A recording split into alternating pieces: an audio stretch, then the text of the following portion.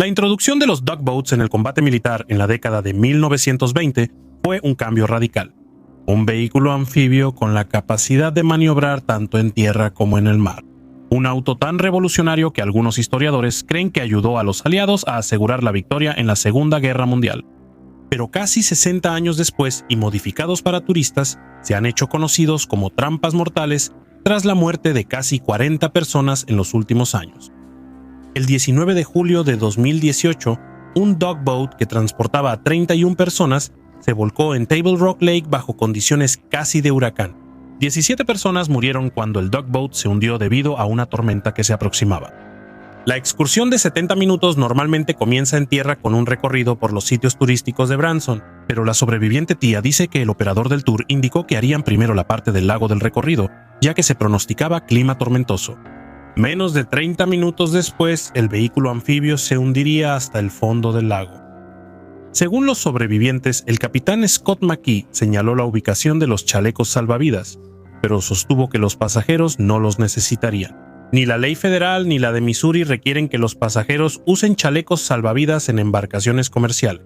Pero poco después, cuando el tugboat comenzó su excursión acuática, la tormenta golpeó con vientos de 70 millas por hora, creando olas de entre 3 y 5 pies de altura.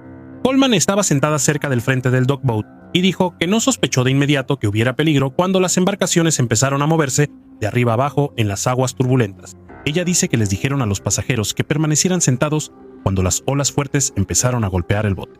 Ella solo empezó a entrar en pánico cuando una ola enorme chocó contra la proa y el agua empezó a entrar a raudales.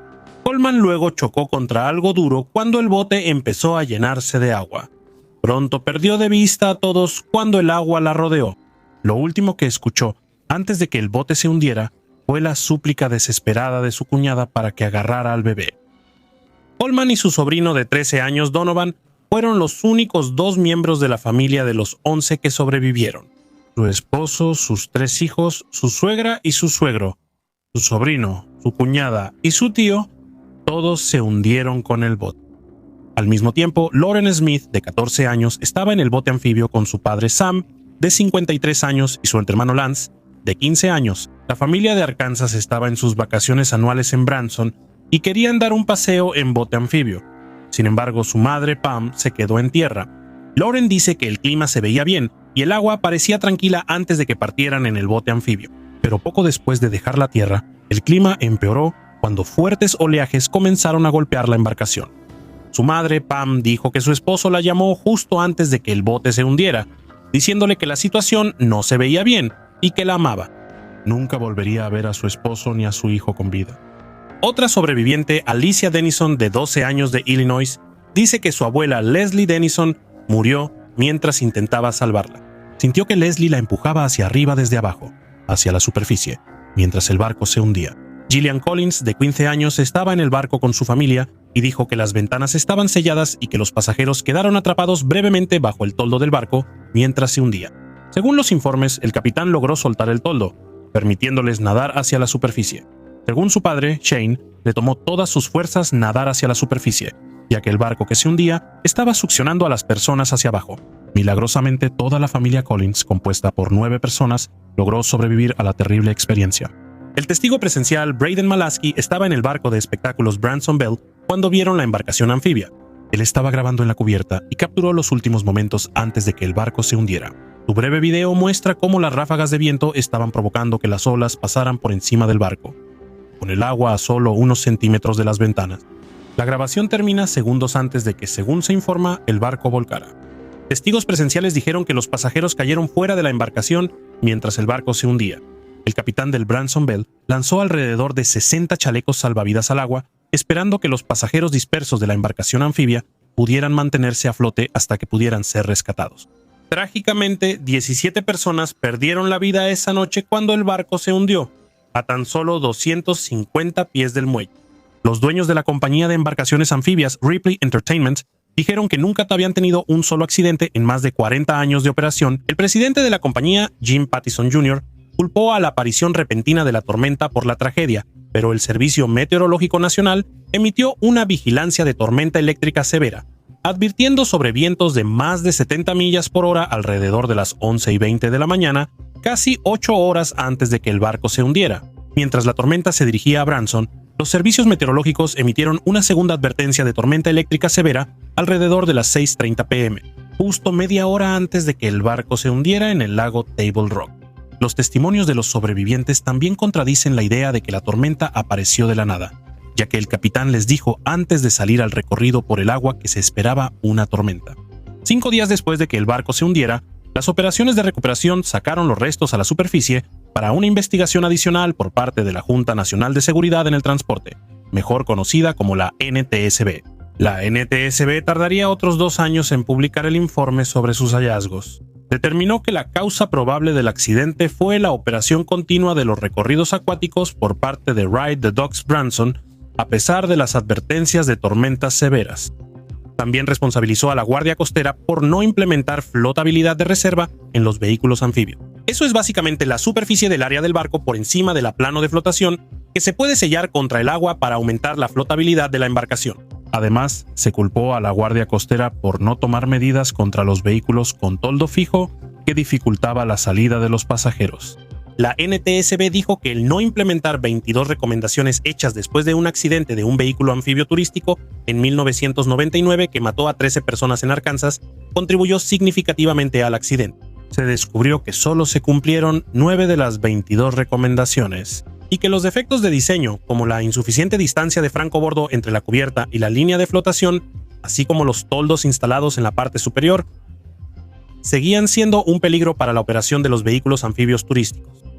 Se recuperaron una grabadora de video y una tarjeta SD del barco naufragado, las cuales los investigadores revisarían para reconstruir los hechos previos al hundimiento.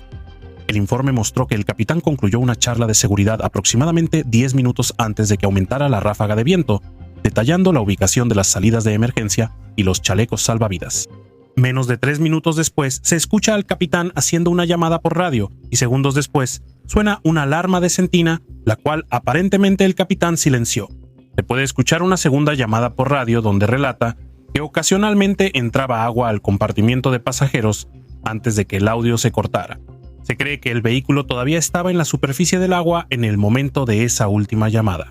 El informe indicó que la inundación ocurrió en una escotilla de admisión de aire en la proa que no era hermética. El capitán del barco, Kenneth Scott McKee, quien sobrevivió, fue acusado de 17 cargos de mala conducta, falta de atención al deber como oficial de barco y negligencia.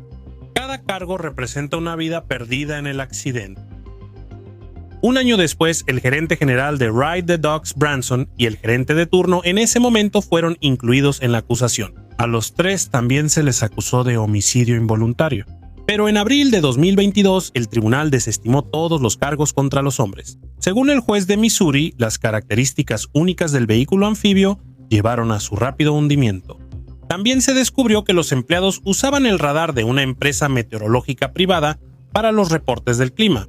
Según los informes, el radar solo mostraba lluvia para ese día y no se indicaron reportes de viento. Por lo tanto, el personal sabía de la tormenta, pero no conocía la fuerza peligrosa de sus vientos. La NTSB determinó que la tormenta que azotó Branson ese fatídico día fue un derecho, un tipo de tormenta asociada con vientos generalizados y tormentas eléctricas capaces de causar destrucción, similar a un tornado. Para enero de 2020, Ripley Entertainment, que también posee los derechos de Ripley's Believe It or Not, resolvió la última de las demandas de las víctimas por una suma considerable pero no revelada de dinero. Sin embargo, informes anteriores indicaron que el acuerdo para las víctimas podría estar en el orden de los $100 millones. Andrew Duffy, cuyo bufete de abogados manejó 2 litigios relacionados con los Dogboats en Filadelfia, sostiene que estos vehículos anfibios son trampas mortales porque su diseño no es adecuado ni para el agua ni para la tierra, ya que son mitad automóvil y mitad bote. Curiosamente, el diseñador del Stretch Duck 7 era un empresario autodidacta sin ninguna formación formal en ingeniería. El diseñador Robert McDowell, el antiguo dueño de la compañía Ride the Docks, testificó en una declaración jurada para una demanda por muerte injusta tras un accidente en 2015 cuando un vehículo anfibio chocó con un autobús, matando a 5 estudiantes universitarios. McDowell aprendió por sí mismo cómo construir y mantener los vehículos anfibios, aunque solo había completado 2 años de universidad y no tenía experiencia en mecánica. Los recorridos en vehículos anfibios fueron suspendidos en Branson después del incidente en 2018, pero se reanudaron en 2022. Los nuevos operadores de los recorridos ya no usan el diseño antiguo del vehículo anfibio y han introducido el Hydroterra. Se dice que el nuevo autobús turístico anfibio es más seguro debido a su casco relleno de espuma, lo que evitará que se hunda. El Hydroterra todavía tiene un toldo, pero ya no tiene las cortinas laterales como su predecesor. El nuevo operador, Branson Dock Tours, dice que el diseño actualizado es la única embarcación aprobada por la Guardia Costera que ha demostrado ser insumergible. Lamentablemente, el nuevo diseño del vehículo anfibio ofrecerá muy poca tranquilidad a las familias de las 17 personas que perdieron la vida en Table Rock Lake en 2018. Mira este episodio a continuación si te pareció interesante este video. Por favor, dale like y deja un comentario si quieres apoyar el canal.